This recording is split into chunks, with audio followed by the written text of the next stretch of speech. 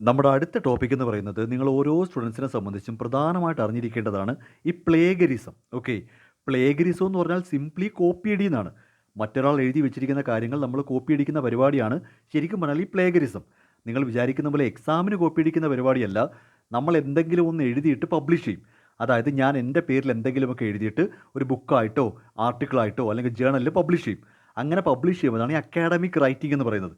അങ്ങനെ academic writing എന്തെങ്കിലും എഴുതി പബ്ലിഷ് ചെയ്യുമ്പോൾ ഞാൻ അതിൽ എഴുതിയിരിക്കുന്ന എല്ലാ കാര്യങ്ങളും എൻ്റെ ഓൺ വർക്കായിരിക്കണം, എൻ്റെ സ്വന്തം വർക്കായിരിക്കണം എന്ന രീതിയിലാണ് നമ്മൾ പബ്ലിഷ് ചെയ്യുന്നത്.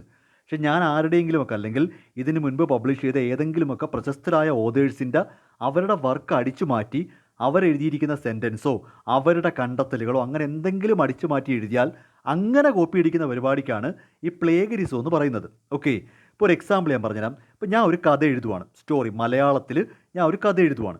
അപ്പോൾ ഞാനിങ്ങനെ കഥ എഴുതിക്കൊണ്ടിരിക്കുമ്പോഴത്തേക്ക് നല്ല നല്ല സെൻറ്റൻസ് വേണമല്ലോ. അപ്പോൾ നല്ലൊരു കഥ വായിക്കുമ്പോൾ ഇതിനകത്ത് ഒരുപാട് നല്ല സെൻറ്റൻസ് വേണം, ഒരുപാട് നല്ല സിറ്റുവേഷൻസ് വേണം. ഓക്കെ, സോ ഞാനിങ്ങനെ കഥ എഴുതിക്കൊണ്ടിരിക്കുമ്പോൾ എനിക്കൊരു പെർട്ടിക്കുലർ സിറ്റുവേഷനിൽ എം ടി വാസുദേവൻ നായരുടെ ഒരു novel, M T Vasudevan Nair എന്ന് പറയുന്നത് അതിപ്രശസ്തനായൊരു വ്യക്തിയാണ്. ഓക്കെ, അദ്ദേഹത്തിൻ്റെ ഒരു നോവലിൽ ഒരു 4-5 സെൻറ്റൻസ് ഞാനങ്ങ് അടിച്ചു മാറ്റുവാണ്. അപ്പോൾ ഞാൻ എൻ്റെ പേരിൽ സ്വന്തമായിട്ട് കഥ എഴുതിക്കൊണ്ടിരിക്കുന്നു. ഒരു പെർട്ടിക്കുലർ സിറ്റുവേഷൻ എത്തുമ്പോൾ എനിക്ക് തോന്നി എം ടി വാസുദേവൻ നായർ എന്ന് പറയുന്ന അതിപ്രശസ്തനായ മനുഷ്യൻ്റെ ഒരു പെർട്ടിക്കുലർ നോവലിലും ഇതുപോലൊരു സിറ്റുവേഷൻ ഉണ്ട്. അപ്പോൾ അവിടെ അദ്ദേഹം എഴുതിയിരിക്കുന്ന നല്ല മനോഹരമായ ഒരു 5-6 സെൻറ്റൻസ് ഉണ്ട്. ഞാനത് അതുപോലെ ഇങ്ങോട്ടും കോപ്പി അടിക്കുവാണ്. ഞാനത് എം ടി വാസുദേവൻ നായർ എന്ന് പറയുന്ന വ്യക്തിയുടെ ഇന്ന നോവലിലെ സെൻറ്റൻസ് ആണെന്ന് പറഞ്ഞെഴുതിയാൽ എം ടി വാസുദേവൻ നായർ എന്ന് പറയുന്ന മഹാനായ വ്യക്തിയുടെ ഈ പറയുന്ന നോവലിലുള്ള ഒരു 4-5 വാചകങ്ങളാണ് എന്ന് പറഞ്ഞെഴുതിയാൽ അതിനെയാണ് സൈറ്റേഷൻ എന്ന് പറയുന്നത്. നമുക്കങ്ങനെ സൈറ്റ് ചെയ്ത് എഴുതാൻ പറ്റും. അതായത് ഈ പറയുന്ന 4-5 വാചകങ്ങൾ എൻ്റെതല്ല, ഇത് എം ടി വാസുദേവൻ നായർ എന്ന് പറയുന്ന ആളുടെ വാചകങ്ങളാണ് എന്ന രീതിയിൽ സൈറ്റ് ചെയ്താൽ ഞാൻ അദ്ദേഹത്തിന് കൊടുക്കേണ്ട അക്നോളജ്മെൻറ്റ് കൊടുത്ത് ഇത് എൻ്റെ സെൻറ്റൻസ് അല്ല, ഇത് ഇന്നയാളുടെ സെൻറ്റൻസ് ആണെന്ന് അങ്ങനെ എഴുതുന്നതാണ് സൈറ്റേഷൻ എന്ന് പറയുന്നത്. അങ്ങനെ സൈറ്റ് ചെയ്യാതെ എഴുതുന്ന പരിപാടിക്കാണ് പ്ലേഗരിസം എന്ന് വിളിക്കുന്നത്. ഞാൻ ഈ പറയുന്നത് മനസ്സിലാക്കണം. നമുക്ക് മറ്റൊരാളുടെ വർക്ക് ഒരിക്കലും നമ്മുടെ വർക്കിലേക്ക് എടുക്കാൻ പറ്റില്ല എന്നല്ല. നമുക്ക് വേണമെങ്കിൽ മറ്റൊരാളുടെ ബുക്കിൽ എഴുതിയിരിക്കുന്ന സെൻറ്റൻസോ അദ്ദേഹത്തിൻ്റെ ഐഡിയാസോ അത് വേണമെങ്കിൽ നമ്മുടെ വർക്കിലോട്ട് എടുക്കാം, എൻ്റെ ബുക്കിലോട്ടോ എൻ്റെ രചനകളിലോട്ടോ എടുക്കാം. അപ്പോൾ എൻ്റെ റൈറ്റിങ്സിൽ വേണമെങ്കിൽ മറ്റ് ഓതേഴ്സിൻ്റെ കാര്യങ്ങൾ അവർ പറഞ്ഞിരിക്കുന്ന കാര്യങ്ങൾ എഴുതാം, ഇങ്ങോട്ട് എടുക്കാം. പക്ഷേ അപ്പോൾ ഞാൻ സൈറ്റ് ചെയ്യണം. സൈറ്റ് ചെയ്യുക എന്ന് പറഞ്ഞാൽ ഈ പറയുന്ന കാര്യങ്ങൾ എൻ്റെ വർക്കല്ല, ഇത് ഇങ്ങനെ ഒരു ഓതർ പണ്ട് എഴുതി വെച്ചതാണ്, ഞാനത് ഇങ്ങോട്ട് എടുത്തിരിക്കുവാണ്. അങ്ങനെ സൈറ്റ് ചെയ്താൽ കുഴപ്പമില്ല. സൈറ്റ് ചെയ്താൽ അത് പ്ലേഗരിസം അല്ല. എന്നാൽ ഇത് എൻ്റെ സ്വന്തം സെൻറ്റൻസ് ആണ് എന്ന രീതിയിലാണ് ഞാൻ എഴുതി വെച്ചിരിക്കുന്നതെങ്കിൽ അതിനെയാണ് നമ്മൾ പ്ലേഗരിസം എന്ന് വിളിക്കുന്നത്. ക്ലിയർ ആവുന്നുണ്ടോ? അപ്പോൾ പ്ലേഗരിസം എന്ന് പറഞ്ഞു കഴിഞ്ഞാൽ മറ്റൊരാളുടെ ഐഡിയയോ വേർഡ്സോ വർക്കോ എന്തെങ്കിലും ഒന്ന് പ്രോപ്പറായിട്ട് അക്നോളജ് ചെയ്യാതെ, വിത്തൗട്ട് പ്രോപ്പർ അക്നോളജ്മെൻറ്റ്, അതായത് ഈ സെൻറ്റൻസ് ഈ വേർഡ്സ് ഈ ഐഡിയ മറ്റൊരു വ്യക്തിയുടെ ആണെന്ന് പറയാതെ ഇത് എൻ്റെ സ്വന്തമാണ് എന്ന് കാണിച്ച് വെച്ച് കഴിഞ്ഞാൽ അതിനെയാണ് പ്ലേഗരിസം എന്ന് പറയുന്നത്. ക്ലിയർ ആയിട്ടുണ്ടോ ഞാൻ പറയുന്നത്? അപ്പോൾ ഞാനൊരു കഥ എഴുതിക്കൊണ്ടിരിക്കുമ്പോൾ എനിക്കൊരു 4-5 സെൻറ്റൻസ് എം ടി വാസുദേവൻ നായരുടെ നോവലിൽ നിന്ന് എടുത്താൽ കൊള്ളാമെന്നുണ്ട്. അപ്പം ഞാൻ ഇങ്ങനെയാണ് പറയുന്നത്, എം ടി വാസുദേവൻ നായരുടെ നാലുകെട്ട് എന്ന നോവലിൽ പറഞ്ഞിരിക്കുന്ന പോലെ ഇന്ന ഇന്ന ഇന്ന കാര്യങ്ങൾ എന്ന് പറഞ്ഞാൽ അത് പ്ലേഗരിസം അല്ല. ഞാനവിടെ പറയുന്നുണ്ട് ഇതൊന്നും എൻ്റെ അല്ല, ഇതെല്ലാം എം ടി വാസുദേവൻ നായർ അദ്ദേഹത്തിൻ്റെ ബുദ്ധിയിൽ വന്ന കാര്യങ്ങളാണ്. That is called citation. അപ്പം ഞാൻ മറ്റൊരാളുടെ വർക്ക് എടുക്കാം, പക്ഷെ ഞാൻ പ്രോപ്പറായിട്ട് സൈറ്റ് ചെയ്യണം. അങ്ങനെ സൈറ്റ് ചെയ്യാതെ ഇതെല്ലാം എൻ്റെ സെൻറ്റൻസ് ആണ് എന്ന് എഴുതി വെച്ച് കഴിഞ്ഞാൽ അതിനെയാണ് നമ്മൾ ഈ പറയുന്ന പ്ലേഗരിസം എന്ന് പറയുന്നത്. അപ്പോൾ കൂടുതലായിട്ടും ഇത് വരുന്നത് അക്കാഡമിക് റൈറ്റിങ്സിലാണ്. ഇപ്പോൾ നമ്മൾ എന്തെങ്കിലുമൊക്കെ ആർട്ടിക്കിൾ എഴുതിയിട്ട് ഏതെങ്കിലും ജേണലിൽ പബ്ലിഷ് ചെയ്യാൻ വിടുമ്പോൾ അവർ പ്ലേഗരിസം ചെക്ക് ചെയ്യും. അപ്പോൾ അവർ പറയും നിങ്ങളുടെ ഇന്ന ഇന്ന ഇന്ന ഇന്ന സെൻറ്റൻസ് ഒന്നും നിങ്ങളുടെ സ്വന്തമല്ല, ഇതെല്ലാം ഓൾറെഡി പബ്ലിഷ് ചെയ്ത പല ബുക്കിലായിട്ട് കിടപ്പുണ്ട്, നിങ്ങൾ കോപ്പി അടിച്ചതാണ് എന്ന് പറയും. പക്ഷെ മറിച്ച് അത്യാവശ്യത്തിന് എനിക്ക് ആരുടെയെങ്കിലുമൊക്കെ സെൻറ്റൻസ് എടുക്കണമെന്നുണ്ടെങ്കിൽ എടുക്കാം, പക്ഷെ ഞാൻ അവിടെ ബ്രാക്കറ്റിൽ സൈറ്റ് ചെയ്തിരിക്കണം ഇതെൻ്റെയല്ല, ഇത് ഇന്ന ആളുടേതാണ്. അപ്പോൾ പ്ലേഗരിസം പിടിക്കത്തില്ല. ഓൾറെഡി നമ്മൾ പറയുന്നുണ്ടല്ലോ ഇതെൻ്റെ അല്ല, മറ്റൊരാൾ പറഞ്ഞിരിക്കുന്ന പോലാണ്. അപ്പോൾ നമ്മൾ കോട്ട് ചെയ്യുന്നുണ്ട് മറ്റൊരാൾ പറയുന്ന പോലാണെന്ന്. ഓക്കെ, ഇപ്പോൾ എക്സാമ്പിളായിട്ട് പറഞ്ഞാൽ ഇപ്പോൾ അബ്ദുൽ കലാം എന്ന് പറയുന്ന വ്യക്തിയുടെ ദ വിങ്സ് ഓഫ് ഫയർ എന്നൊരു ബുക്കുണ്ട്. ഭയങ്കര പ്രശസ്തമായ ബുക്കാണ്. അതിൽ അദ്ദേഹം പറഞ്ഞിരിക്കുന്ന പല കാര്യങ്ങളും നമുക്ക് വേണമെങ്കിൽ എടുക്കാം. പക്ഷെ നമ്മൾ പറയണം അബ്ദുൽ കലാം പറഞ്ഞ പോലെ, അബ്ദുൽ കലാം എന്ന വ്യക്തിയുടെ വിങ്സ് ഓഫ് ഫയറിൽ പറഞ്ഞിരിക്കുന്ന പോലെ എന്നും പറഞ്ഞെടുത്തു കഴിഞ്ഞാൽ പ്ലേഗരിസം ആവില്ല. ക്ലിയർ ആവുന്നുണ്ടോ?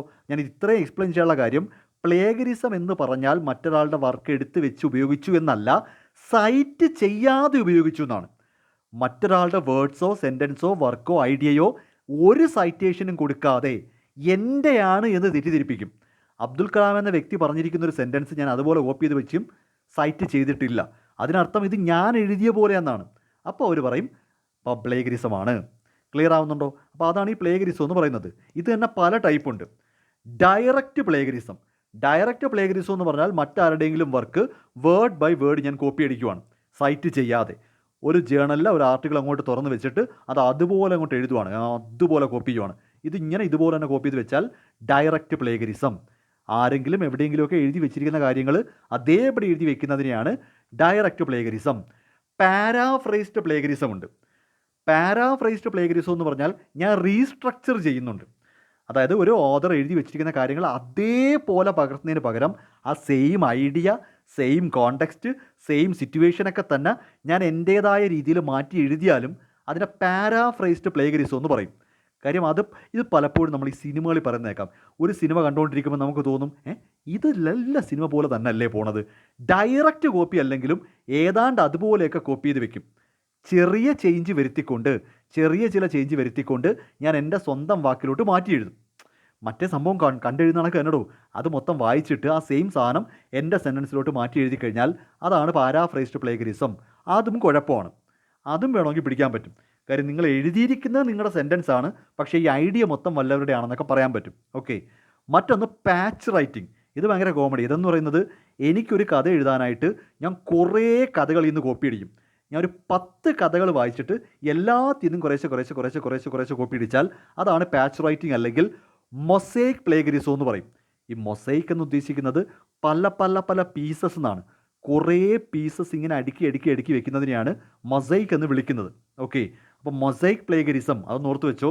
മൊസൈക്ക് പ്ലേഗരിസം എന്ന് പറഞ്ഞാൽ ഞാൻ ഒരു വർക്കിൽ നിന്നല്ല അടിച്ചു മാറ്റുന്നത്, ഒരുപാട് വർക്കിൽ നിന്നും കുറേശ്ശെ അടിച്ചു മാറ്റി എൻ്റേതായ രീതിയിൽ പുതിയൊരു വർക്കായിട്ട് അവതരിപ്പിച്ചാൽ അതാണ് പാച്ച് റൈറ്റിംഗ് അല്ലെങ്കിൽ മൊസൈക്ക് പ്ലേഗരിസം. മറ്റൊന്ന് സെൽഫ് പ്ലേഗരിസം ഉണ്ട്. സെൽഫ് പ്ലേഗരിസം എന്ന് പറഞ്ഞു കഴിഞ്ഞാൽ ഞാൻ കഷ്ടപ്പെട്ട് ബുദ്ധിമുട്ടി സ്വന്തമായിട്ട് എങ്ങനെയെങ്കിലും ഒരു വർക്ക് എഴുതി, എന്നിട്ട് ഞാനത് പബ്ലിഷ് ചെയ്തു. അത് കറക്റ്റാണ്, ഒരു പ്രശ്നവുമില്ല. ഞാൻ സ്വന്തമായിട്ട് എഴുതിയാണ്, ഞാൻ ഓക്കെ ആക്കി. എന്നിട്ട് പിന്നീട് അടുത്ത ഒരു ആർട്ടിക്കിൾ എഴുതാനായിട്ട് എനിക്ക് അതിനു വേണ്ടി ബുദ്ധിയൊന്നും ഇല്ലാതെ വരുമ്പോൾ ഓൾറെഡി ഞാൻ തന്നെ പബ്ലിഷ് ചെയ്തതിൽ നിന്ന് ഞാൻ അടിച്ചു മാറ്റും. സെൽഫ് പ്ലേഗരിസം. എൻ്റെ സ്വന്തം വർക്ക് വീണ്ടും ഞാൻ റിപ്പീറ്റ് ചെയ്യും. എൻ്റെ വർക്കിൽ നിന്ന് തന്നെ ഞാൻ അടിച്ചു മാറ്റി കഴിഞ്ഞാൽ അതാണ് സെൽഫ് പ്ലേഗരിസം. ഇങ്ങനെ പല ടൈപ്പ് പ്ലേഗരിസംസ് ഉണ്ട്. ഓക്കെ. ഇനി ഇതിൻ്റെയൊക്കെ കോൺസിക്വൻസ് എന്താണെന്ന് ചോദിച്ചാൽ, നാളെ ഒരു കാലത്ത് നിങ്ങൾ എന്തെങ്കിലും എഴുതി വിടുകയും എന്നാൽ അത് പ്ലേഗരിസം ആണെന്ന് പിടിച്ചാൽ, ഇത് കോപ്പിയാണെന്ന് പിടിച്ചാൽ, ഫസ്റ്റ് വൺ ഒരുപാട് അക്കാഡമിക് കോൺസിക്വൻസ് ഉണ്ടാവും. ഇപ്പം നിങ്ങൾ റിസർച്ചർ ആണെങ്കിലോ സ്റ്റുഡൻ്റ് ആണെങ്കിലോ നിങ്ങളെ സംബന്ധിച്ച് ആ ആർട്ടിക്കിൾ ക്യാൻസൽ ആവും. ഓട്ടോമാറ്റിക്കലി നിങ്ങളുടെ അക്കാഡമിക് റെക്കോർഡിനെ അത് ബാധിക്കും. നിങ്ങൾക്ക് ഏതെങ്കിലും രീതിയിൽ വല്ല ഗ്രേഡോ മറ്റു കാര്യങ്ങളോ ഒക്കെ തന്നിട്ടുണ്ടെങ്കിൽ, നിങ്ങൾക്ക് എന്തെങ്കിലും ഒരു പദവിയൊക്കെ തന്നിട്ടുണ്ടെങ്കിൽ അതൊക്കെ തിരിച്ചെടുക്കാൻ പറ്റും. കോപ്പിയടി പിടിച്ചു കഴിഞ്ഞാൽ ആ ആർട്ടിക്കിളും ക്യാൻസൽ ആവും. ആ ആർട്ടിക്കിളിൻ്റെ പേരിൽ നിങ്ങൾക്ക് എന്തെങ്കിലും റെപ്യൂട്ടേഷൻ തന്നിട്ടുണ്ടെങ്കിൽ, വല്ല റാങ്കോ ഗ്രേഡോ എന്തെങ്കിലും തന്നിട്ടുണ്ടെങ്കിൽ അത് തിരിച്ചെടുക്കും. മറ്റൊന്ന് പ്രൊഫഷണൽ കോൺസിക്വൻസ്. നിങ്ങൾ ഏതെങ്കിലും ജോലി ചെയ്തുകൊണ്ടിരിക്കുവാണ്, അങ്ങനെ ജോലിയൊക്കെ ചെയ്തുകൊണ്ടിരിക്കുന്നതിൻ്റെ ഭാഗമായിട്ടാണ് ഈ പറയുന്ന ആർട്ടിക്കിളൊക്കെ പബ്ലിഷ് ചെയ്തിരിക്കുന്നതെങ്കിൽ അത് പ്ലേഗരിസത്തിൽ പിടിച്ചാൽ ചിലപ്പോൾ നിങ്ങളുടെ ജോലി തന്നെ നഷ്ടപ്പെടും. പ്രൊമോഷൻ തടഞ്ഞു വെക്കാം. ആ ആർട്ടിക്കിളുമായിട്ട് ബന്ധപ്പെട്ടാണ് നിങ്ങളുടെ ജോലി നിൽക്കുന്നതെങ്കിൽ നിങ്ങൾക്ക് വേണമെങ്കിൽ ആ ജോലി വരെ നഷ്ടപ്പെടാം. ഇതിനെല്ലാത്തിനും പുറമെ നിങ്ങളെ സംബന്ധിച്ചൊരു ഡിസ്റെസ്പെക്റ്റ് ഉണ്ടാവും. പിന്നീട് വേണമെങ്കിൽ കേസ് വരെ കൊടുക്കാൻ കേട്ടോ. കോപ്പിറൈറ്റ് ആക്റ്റൊക്കെ ഉള്ളതാണ്. കോപ്പി അടിച്ചു എന്ന് പറഞ്ഞ് വേണമെങ്കിൽ കേസൊക്കെ കൊണ്ട് കൊടുക്കാനൊക്കെ പറ്റും. അപ്പോൾ എല്ലാത്തിൻ്റെയും ഒരു അവസാനം എന്ന് പറയുന്നത് നമ്മുടെ ഇമേജ് അങ്ങ് പോയി കിട്ടും. ഒരു കോപ്പിയടി വീരനാണ് എന്ന രീതിയിലൊരു ഇമേജ് അങ്ങ് പോയി കിട്ടും. ഇതൊക്കെയാണ് പ്രധാനപ്പെട്ട കോൺസിക്വൻസസ്. ഓക്കെ. ഇനി ഇത് തടയാനായിട്ട്, അതായത് തടയുക ഇൻ ദ സെൻസ്, എനിക്ക് മറ്റൊരാളുടെ വർക്കിൽ നിന്ന് കുറച്ച് സെൻറ്റൻസ് എടുക്കണം. എനിക്ക് പക്ഷേ കോപ്പി അടിക്കണമെന്നല്ല, പക്ഷേ ആ സെൻറ്റൻസിൽ എനിക്ക് കോട്ട് ചെയ്യണം. അതാ ഞാൻ പറയുന്നത്, നിങ്ങൾക്ക് സൈറ്റ് ചെയ്യാം. ഞാൻ ഓൾറെഡി പറഞ്ഞു, നിങ്ങൾക്ക് മറ്റൊരാളുടെ വർക്ക് കുറച്ച് എടുക്കാം. ആ സെൻറ്റൻസ് ഇഷ്ടപ്പെട്ടെങ്കിൽ അത് ഇങ്ങോട്ട് എടുക്കാം. പക്ഷേ നിങ്ങളത് സൈറ്റ് ചെയ്യണമെന്ന് പറഞ്ഞാൽ അത് മറ്റൊരാളുടെ വർക്കാണ് എന്ന് റെക്കഗ്നൈസ് ചെയ്യണം. ഈ സെൻറ്റൻസസ് എൻ്റെ അല്ല, ഇത് മറ്റൊരാളുടെയാണ് എന്ന രീതിയിൽ നമ്മളത് സൈറ്റ് ചെയ്യണം. അങ്ങനെ സൈറ്റ് ചെയ്യുന്ന സ്റ്റൈലുകളാണ് ഈ പറയുന്ന APA സ്റ്റൈല്. അതായത് ഈ പറയുന്ന എൻ്റെ വർക്കല്ല, ഈ 4-5 സെൻറ്റൻസ് മറ്റൊരാളുടെ ആണെന്ന് കാണിക്കാനായിട്ട് എനിക്ക് സൈറ്റ് ചെയ്യാൻ പറ്റും. APA എന്ന് പറഞ്ഞാൽ അമേരിക്കൻ സൈക്കോളജി അസോസിയേഷൻ എന്നാണ്. MLA എന്ന് പറഞ്ഞാൽ മോഡേൺ ലാംഗ്വേജ് അസോസിയേഷൻ. നമുക്ക് ഏത് സ്റ്റൈലിൽ, ഇങ്ങനെ ഇപ്പം ഓഥറിൻ്റെ പേര് വെക്കാം, അത് ഏത് ബുക്കാന്ന് വെക്കാം, അത് ഏത് ഇയറാന്ന് വെക്കാം, അതാരാണ് പബ്ലിഷ് ചെയ്യുന്നത് വെക്കാം. അപ്പം ഞാൻ എന്തൊക്കെ ഡീറ്റെയിൽസ് കൊടുക്കണമെന്നാണ്. ഞാൻ നേരത്തെ പറഞ്ഞില്ലേ, എനിക്ക് എം ടി വാസുദേവൻ നായരുടെ ഒരു 4 സെൻറ്റൻസ് എഴുതി വെക്കാം. അപ്പോൾ ഞാനവിടെ ബ്രാക്കറ്റിൽ അത് എം ടി വാസുദേവൻ നായർ ഇന്ന വർഷം ഇന്ന ബുക്കിൽ ഇത്രാം വോളിയത്തിൽ ഇത്രാമത്തെ പേജിലുള്ളതാണെന്ന് പറയണം. അങ്ങനെ പറയാനായിട്ട് 2-3 സ്റ്റൈലുണ്ട്. അതാണ് ഈ APA സ്റ്റൈലിൽ അവതരിപ്പിക്കാം, MLA സ്റ്റൈൽ അത്രയും ഡീറ്റെയിൽ ആയിട്ട് നോക്കണ്ട. ഇതൊക്കെ എന്ന് പറഞ്ഞാൽ സൈറ്റേഷനാണ്. നമ്മൾ ഈ റെഫറൻസ് വെക്കാമെന്ന് പറയില്ലേ, നമ്മൾ ഏതൊക്കെ ബുക്ക് വായിച്ചു എന്തൊക്കെയെന്ന്, അത് റെഫറൻസ് വെക്കുന്ന സ്റ്റൈലാണ്. ഓക്കെ, ഒരു കാര്യം ഓർത്ത് വെച്ചോ, സൈറ്റേഷൻ കൊടുത്താൽ നമുക്ക് പ്ലേഗറിസം ഒഴിവായി കിട്ടും. ഓക്കെ, അപ്പം നിങ്ങൾ ചിന്തിക്കും, അത് കൊള്ളാമല്ലോ, ഒരു കാര്യം ചെയ്യാം, ഒരു 20 ബുക്കിൽ നിന്ന് എല്ലാം അടിച്ച് മാറ്റിയിട്ടങ്ങ് സൈറ്റ് ചെയ്യാം. അങ്ങനെ സൈറ്റേഷൻ മാത്രമായിട്ട് പബ്ലിഷ് ചെയ്യാൻ പറ്റത്തില്ല. നമ്മുടെ ഒറിജിനൽ വർക്ക് ആയിരിക്കണം 95%. വേണമെങ്കിൽ 5% എവിടെയെങ്കിലും എടുത്തിട്ട് സൈറ്റ് ചെയ്യാം. ഇതൊക്കെ എവിടെയെങ്കിലും പബ്ലിഷ് ചെയ്യാൻ അയക്കുമ്പോഴേ അവന്മാരങ്ങ് റിജക്റ്റ് ചെയ്ത് കളയും. അല്ലാതെ 20 കഥ വായിച്ചിട്ട് 20 കഥ ഇങ്ങോട്ട് എഴുതി വെച്ച് സൈറ്റ് ചെയ്താൽ അതൊരു പുതിയ കഥയാവത്തില്ല. അത്യാവശ്യ ഘട്ടത്തിന് വേണമെങ്കിൽ നമുക്ക് എന്തെങ്കിലും എടുക്കാം, അതൊന്ന് സൈറ്റ് ചെയ്താൽ മതി. മറ്റൊന്ന് എഫക്റ്റീവ് പാരാഫ്രൈസിങ് എന്ന് പറയും. അതായത് ഒരു ഐഡിയ നമുക്ക് കിട്ടി, നമ്മൾ ഐഡിയ അടിച്ചു മാറ്റിയെന്ന് വിചാരിച്ചു, പക്ഷേ അതിൽ നമ്മുടേതായ മാറ്റങ്ങൾ വരുത്തി, നമ്മുടേതായ ഇമ്പ്രൂവ്മെൻറ്റ്സ് വരുത്തി, നമ്മുടേതായ ഇംപ്രവൈസേഷൻ വരുത്തി മറ്റൊരു കാര്യമായിട്ട് മാറ്റിയെടുക്കണം. അതായത് കോപ്പി അടിച്ചായിട്ട് ഒറിജിനൽ മീനിങ് അത് കോപ്പി അടിച്ചായിട്ട് തോന്നരുത്, നമ്മുടെ ഓൺ വേർഡ്സിൽ മാറ്റാം. അതാണ് ഈ എഫക്റ്റീവ് പാരാഫ്രൈസിങ്. അപ്പോഴും ഒരു കാരണവശാലും ഒരു കാര്യം മനസ്സിലാക്കണം, ഇത് കോപ്പി അടിച്ച പോലെ തോന്നരുത്. ഇപ്പോൾ എക്സാമ്പിളായിട്ട് ഇംഗ്ലീഷിൽ കുറേ സിനോണിംസ് ഒക്കെ ഇല്ലേടോ. ഇപ്പോൾ ഡ്രസ്സ് ചെയ്യുന്നു എന്നതിന് പുട്ടോളം ഇടാറുണ്ട് എന്ന് പറഞ്ഞാൽ കുറേ വാക്ക്, ഇപ്പോൾ ഡ്രസ്സിങ്ങിന് പകരം പുട്ടോളം ആക്കിക്കൊണ്ട് അങ്ങനല്ല. നമ്മളിപ്പോൾ വേർഡ് മീനിങ്ങുകൾ മാറ്റി എടുത്തിട്ട് കാര്യമില്ല, ഇത് മറ്റൊരു വർക്കിലോട്ട് മാറ്റണം. മറ്റൊന്ന് പ്ലേഗറിസം കണ്ടുപിടിക്കാനായിട്ട്, സപ്പോസ് ഞാൻ ഈ എഴുതി വെച്ചിരിക്കുന്നത് അത് അങ്ങനെ പ്രശ്നമുണ്ട് കേട്ടോ. ഇപ്പം ഞാൻ സ്വന്തമായിട്ട് എഴുതിയതായിരിക്കും, പക്ഷേ അങ്ങനെ ഒരു സെൻറ്റൻസ് ഓൾറെഡി പബ്ലിഷ് ചെയ്തു എന്ന് നമ്മളങ്ങനെ അറിയാൻ പറ്റും.